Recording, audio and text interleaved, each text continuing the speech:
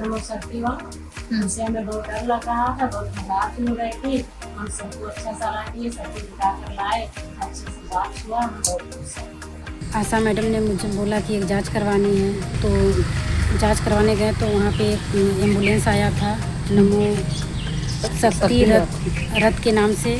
तो मैं डर गई, जांच करवाने में हिचकिचा रही थी, लेकिन जब जांच करवाई तो मुझे अच्छा लगा, मुझे संतुष्टि भी मिली। और मैं सबको भी बताना चाहती हूँ कि सब महिलाएं अपनी जांच स्तन का करवाएं। बाकी लोग बता रहे हैं कि चलिए आप लोग भी करवा लीजिए, इससे मालूम हो जाएगा कि आप लोग को कोई दिक्कत तो नहीं है, आप लोग भी मतलब संतुष्ट हो जाएंगे कि मेरे अंदर कोई दिक्कत नहीं है।